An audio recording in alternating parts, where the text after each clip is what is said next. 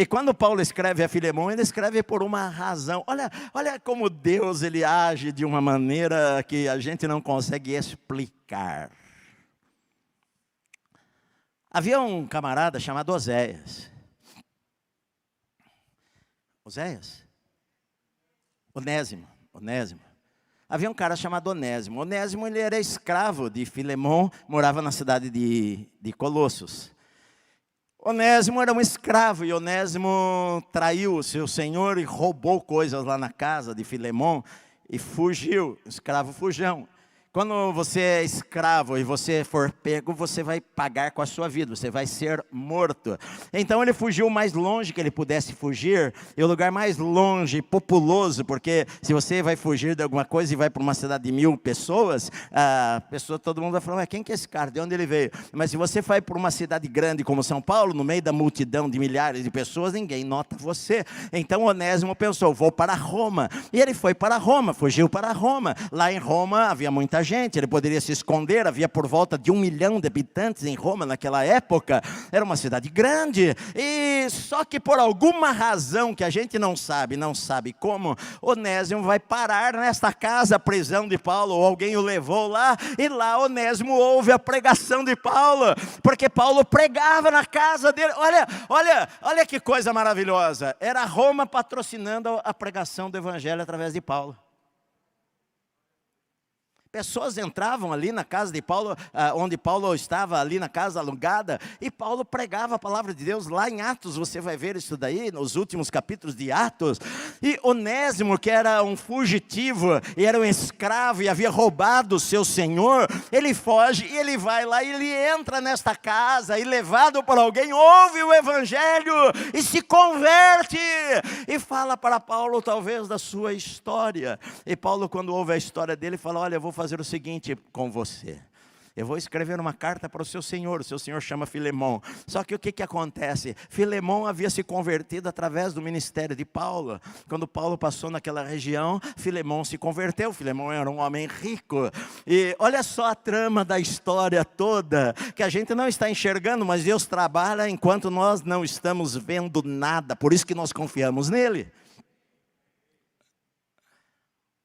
Ele diz o seguinte, olha Onésimo, eu vou escrever uma carta e você vai levar ao teu senhor. E nesta carta pequena, uma página da Bíblia, Paulo fala para Filemão, manda saudações e fala para ele, olha, eu estou mandando a você, o meu amigo, na verdade, que foi o teu servo, chamado Onésimo. Ele foi inútil para você, mas a partir de agora ele é útil para você. Sabe o que acontece? Perdoa ele. Sabe por quê? Porque você me deve nada de dinheiro, mas você me deve a minha vida. Então, não o receba mais como escravo, mas receba-o como um irmão na fé. Eu fico pensando na emoção de Filemão receber aquela carta e abrir, e quando ele leu sobre Paulo, porque ele amava Paulo, e Paulo fazendo este pedido para ele. Querido, nós não teríamos estas cartas tão ricas se Paulo não tivesse sido preso. Então, a gente às vezes por trás das coisas não enxerga as coisas, mas Deus enxerga os mínimos detalhes das coisas. Então Paulo fala o seguinte, olha irmãos, eu quero que vocês tenham a certeza que as minhas prisões, na verdade, em Cristo, não porque o homem me prendeu, as minhas prisões em Cristo têm contribuído para o progresso do evangelho.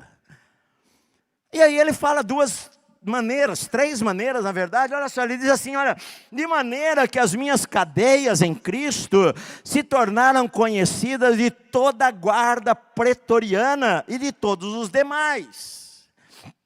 Olha, as minhas cadeias se tornaram conhecidas de toda a guarda pretoriana. O que era a guarda pretoriana? Em algumas versões da Bíblia está como guarda do palácio. Era a guarda do imperador.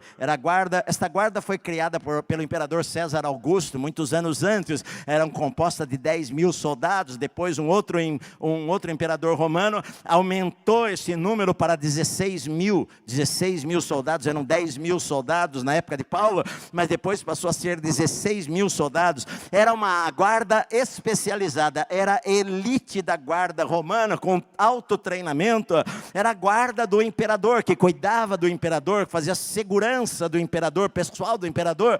Era um grupo grande de soldados que às vezes eram designados para algumas tarefas especiais, e por alguma razão, que eu entendo algumas delas, que primeiro que Paulo, ele era um cidadão romano. Paulo, ele era judeu, vindo de uma região que era um barril de pólvora para Roma, onde havia o tempo inteiro rebeliões, e era um problema para Roma, a Palestina, e trouxeram a Paulo para ser jogado lá. Então o imperador manda que a sua própria guarda cuide daquele prisioneiro, e olha, ele pode ser muito perigoso, de maneira que os soldados vão ficar acorrentados nele, o tempo inteiro.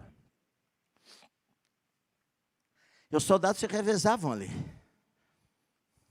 Querido, perder a liberdade é difícil.